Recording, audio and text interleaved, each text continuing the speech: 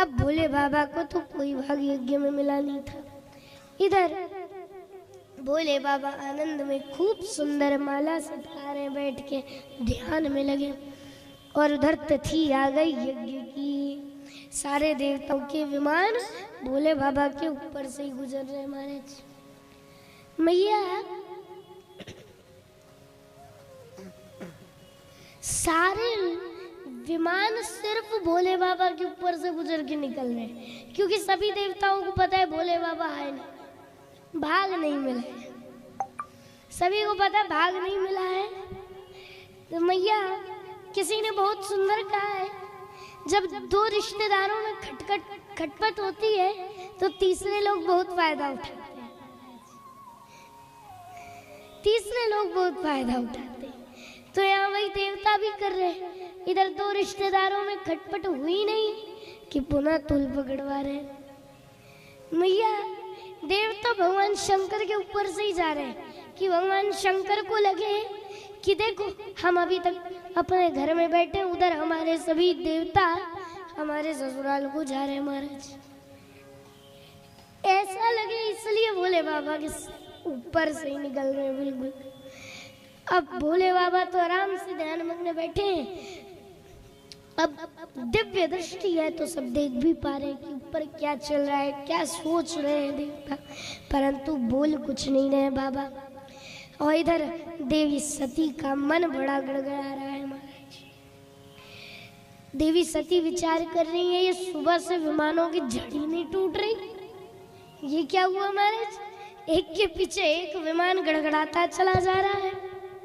और इस बार तो मेला भी नहीं है, माघ मेला या कोई मेला भी नहीं लगा। उसके बाद भी ये सब हरिद्वार कनखल की ओर क्यों जा रहे हैं? हरिद्वार कनखल में ही दक्ष ने बड़ा सुंदर यज्ञ आयोजित किया था। मैया सारे देवता जा रहे हैं, इधर माता सती सोच रही है इस बार तो कोई मेला भी नहीं है, तो ये हरिद्वार क्यों जा रहे हैं? जब कुछ देवांगनाओं को विमान में बैठते जाते देखा तो आवाज लगाई, बहनों किधर जाती हो? ये जैसे इशारे में पूछा तो सारी देवांगनाएं उन्हें ध्यान से देखने लगी। बोली, सती तू अभी तक ससुराल में बैठी है? तुझे मालूम नहीं तेरे मायके में तेरे पिताजी ने कितना बड़ा यज्ञ किया है? तुझे तो कल से ही पहुंच जाना था। मैया अब ये जैसे माता सती ने सुना तो बिल्कुल आश्चर्यचकित रह गई। बोली, अच्छा तुम सब निकलो, मैं बस तैयार होके आ ही रही हूँ। देवांगनाएं तो अब चली गई। इधर देवी सती तुरंत पहुंची भोले बाबा के पास। भोले बाबा के पास पहुंच करके भगवान शिव के पैर दबाने लगी। भगवान शंकर ने धीरे से नेत्र खोले और पूछा, देवी जी क्या बात है, आज इतनी सेवा क्यों कर रही हो? तब माता सती बोली, प्रभु कुछ नहीं, हम पतिव्रता नारियों का तो यही धर्म है कि पतिव्रता अपने पतियों की सेवा करें। सो हम आपकी सेवा कर रहे हैं। भोले बाबा बोले, आज आप कुछ ज्यादा ही हमारी सेवा नहीं कर रही हो, आप सीधे सीधे बताओ क्या बात है। तब भोले बाबा की बात सुन करके देवी सती बोली, महाराज आपके ससुराल में आपके ससुर जी ने बहुत बड़ा यज्ञ किया है। भोले बाबा बोले, तो देवी सती बोली, तो हमें भी चलना चाहिए, सारी बहनें आएंगी, सारे बहनोई भी आएंगे। हम 16 बहन थी, जब विवाह हुआ तो सब अलग अलग हो गई, अब आप चलो तो सब एक साथ रहेंगी। अच्छा। भोले बाबा बोले, देवी यहाँ मानस में बाबा क्या लिख रहे हैं? मानस में लिखा है, जहाँ हमारे द्रोही रहते हो, जहाँ किसी ने हमें बिना निमंत्रण दिए ही जान बूझ के निमंत्रण न भेजा हो, ऐसी जगह कंचन की भी वर्षा हो रही हो तो भी नहीं जाना चाहिए। स्वर्ण की भी बरसात हो रही हो तो भी नहीं जाना चाहिए। अब माता पार्वती मानने का वाली थी भैया, माता सती बार बार कह रही है प्रभु चलिए। तब भगवान शंकर ने वह प्रसंग सुनाया जो बहुत दिनों से देवी सती से छुपाए बैठे थे। बोले बाबा, बोले देवी, उस दिन हम जब तुम्हारे पिताजी के स्वागत समारोह में गए तो वहां पे हम खड़े नहीं हुए तो उन्होंने हमको खूब खरी खोटी सुनाई और अंत में तो सब एक दूसरे को श्राप ही श्राप देने लग गए। अब बताओ देवी हम क्या करें, ऐसी जगह जाने से क्या फायदा। देवी सती बोली तो प्रभु एक बात बताइए, यदि आपसे संसार पूरा द्रोह करेगा तो क्या मैं भी संसार से द्रोह करूंगी? मेरे तो पिताजी हैं, मैं तो जाऊंगी। अब भगवान शंकर ने सोचा अब श्रीमती जी मानने वाली नहीं है। अपने कुछ नंदी इत्यादि गणों को बुलाया और कहा तुम देवी के साथ जाओ। अब आगे आगे देवी सती और पीछे पीछे नंदी महाराज और उनके साथी चल पड़े सब। और क्या जयकारा लग रहा है, सारे गण देवी सती की जय जयकार करते चल रहे हैं।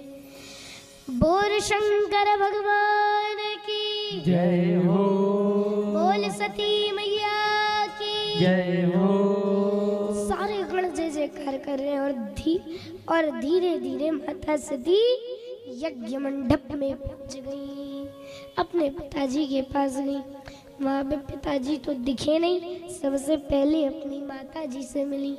सादर भले ही मिली एक माता, सादर भले ही मिला एक माता, भगिनी मिली बहुत मुस्काता, भगनी मिली बहुत मुस्काता।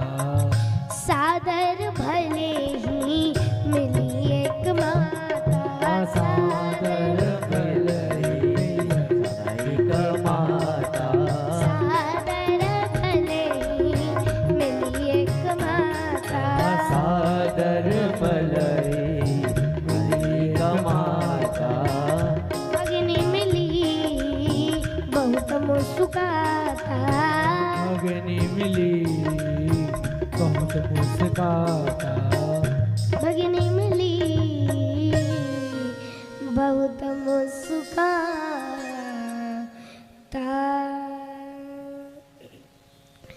अब मैया, माँ का प्रेम बड़ा अद्भुत होता है। माता जी अपनी बिटिया से मिली, बोला बेटा दामाद जी नहीं आए? दामाद जी के न आने का कारण पूछा तो देवी सती बोली। अब देवी सती ने कैसे भी बात बना दी मैया। अब थोड़ा आगे चली तो बहनों ने सुना कि बहन आई है, छोटी सबसे छोटी बहन आई है। दौड़ के सारी 16 बहन आ गई, सभी से हाल खबर हुई, हाल खबर बात हुई। उसके बाद से अब देवी सती से एक बहन बोली, अरे सती दामाद जी नहीं आए? महाराज अब क्या करें? सती जी बोली उन्हें आने की इच्छा नहीं थी। तभी दूसरी सखी बोली नहीं नहीं, पिताजी ने उन्हें बुलाया ही कहाँ था।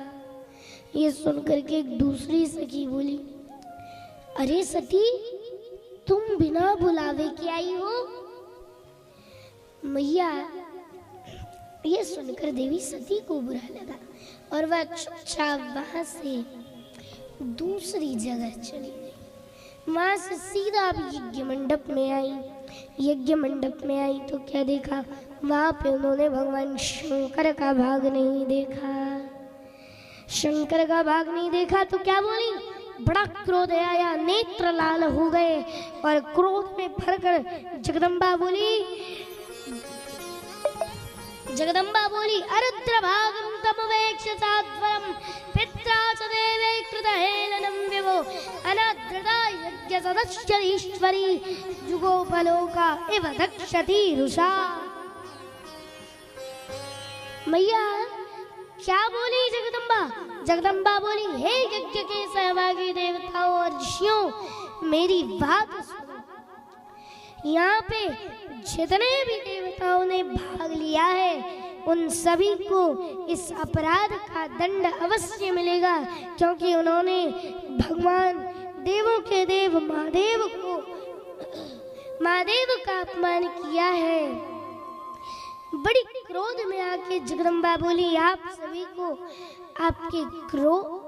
आपके अपमान का, भगवान शंकर के अपमान का फल अवश्य मिलेगा। और इस प्रकार के करके अंत में देवी बोली, अब मैं शिवद्रोही की पुत्री के रूप में नहीं रहना चाहती, और तुरंत योगाग्नि में अपने शरीर को जला करके भस्म कर दिया। सुनो सभासद सकल मुरंदा, कहीं सुनि जन शंकर निंदा, सगई जोग अग्नि तनुजारा, भयं सकल जग हाकारा, भयं सकल मग हाकारा। पूरे जगत में हाहाकार मच गया। अब मैया नारद जी तो वाक चतुराई में बड़े न पड़े, दौड़े दौड़े पहुंचे भगवान शंकर के पास, जाकर बोले बाबा, देवी सती अपने पिताजी से मिलने गई। सो वहां पे जाके माता जी से मिली, माता जी से मिली और बहनों से मिली। उसके बाद जैसे पिताजी की ओर देखने लगी, सो पिताजी ने कोई प्रतिक्रिया तो व्यक्त की नहीं और धक्का और मार दिया। सामने ही हवन हो रहा था, हवन कुंड में बेचारी सती गिर गई। बोलो महाराज, कितनी बातें बनाई। जैसे पता चला भगवान शंकर को, वैसे तो भगवान शंकर सब जानते थे, फिर भी उन्होंने अपनी एक जटा तोड़ी और जैसे ही उसे एक चट्टान पर पटका तो एक बड़ा भारी वीरभद्र नामक गण प्रकट हो गया। बोल शंकर भगवान की जय, बोल सांब विलोचन भगवान की जय हो। मैया अब भगवान शंकर ने कहा, जाओ दक्षम सयज्ञम, जय जा करके दक्ष का यज्ञ विध्वंस कर दो। उसने मेरा और मेरी पत्नी सती का अपमान किया है। चल पड़े वीरभद्र पूरी शिवसेना के साथ। वीरभद्र गए और सबसे पहले पूखा के दांत तोड़े महाराज। पूखा की बत्ती से ही निकाल दी। पूखा वहां से रोता रोता भागा। उसके बाद फिर भृगु महाराज की सीधे दाढ़ी खींची और अग्निकुंड में स्वाहा। भृगु महाराज की दाढ़ी खींच के अग्निकुंड में फेंक दी। और उसके बाद अब दक्ष प्रजापति की बारी आई। दक्ष प्रजापति के पास गए, सिर काट करके अग्निकुंड में स्वाहा। अब भगवान का कोई गण जाके खीर के पतीले में कूद रहा है और बोल रहा है, हर हर महादेव, हर हर महादेव। मैया अब कोई अग्निकुंड के पास जल गिरा रहा है, कोई खीर के पतीले में कूद रहा है, कोई सब्जी के पतीले में कूद रहा है, कोई रोटियों का कचूमर बना रहा है। मैया अब इधर पूरा विध्वंस हो गया। क्या कहा, दक्ष का सिर काट करके अग्निकुंड में स्वाहा कर दिया। और उसके बाद अब वीरभद्र देवसेना के साथ पुनः लौट करके आ गए। अब सारे देवता दौड़े दौड़े पहुंचे, कहा ब्रह्मा जी के पास। ब्रह्मा जी को सब कुछ बताया। महाराज पूगा के दांत तोड़ दिए, एक की आंख निकाल ली, भृगु महाराज की दाढ़ी खींच ली, सब कुछ बताया। तो अब ब्रह्मा जी बोले, अब क्या करें महाराज। थोड़ी देर सोच विचार के बाद सभी को लेकर के कहाँ पहुंचे, भगवान शंकर के पास। शंकर के पास गए, भगवान शंकर की स्तुति गाई। क्या स्तुति गा रहे, जटाटवी गलज्वलं प्रवाह पावितस्थले गले वलं व्यलंबिता भुजंगतुंगमालिका मड्डमड्डमड्डमड्डमरे चकार चंड तांडवं तनोतु शिव शिव। जटाटवी गलज्वलं प्रवाह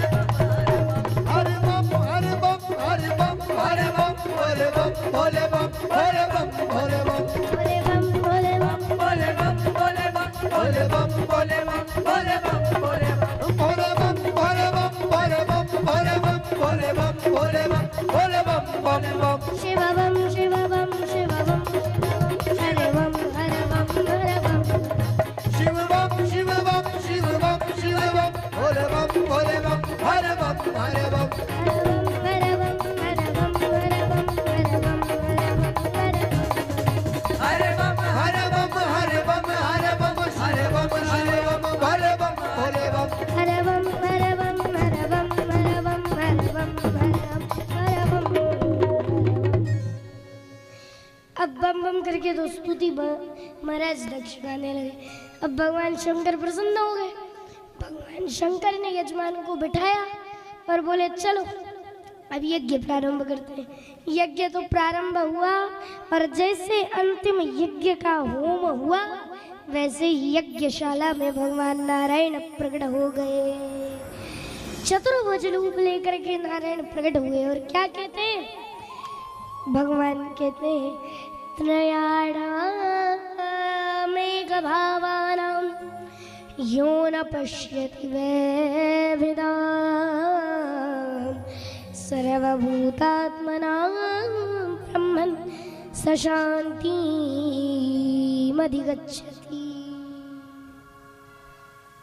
भगवान विष्णु प्रकट हुए और क्या बोले? जो हम त्रिदेवों में भेद रखता है वह मुझे प्रिय नहीं होता, क्योंकि मैं ब्रह्मा और शिव में कोई अंतर नहीं है। हम तीनों एक ही हैं, परंतु हमारे रूप विभिन्न विभिन्न हैं। अब आपको जिस देवता में प्रीति हो आप उसका पालन, आप उसकी सेवा करिए, परंतु इष्ट किसी एक को बनाइए। देवताओं सबका पूजन करिए, परंतु इष्ट किसी एक को बनाइए। बोला भक्तवत्सल भगवान की जय हो। वही वैष्णव है, वही शैव है और वही शाक्त है। तीनों में कोई अंतर नहीं है महाराज। बड़ा सुंदर भाव है। हरि हरे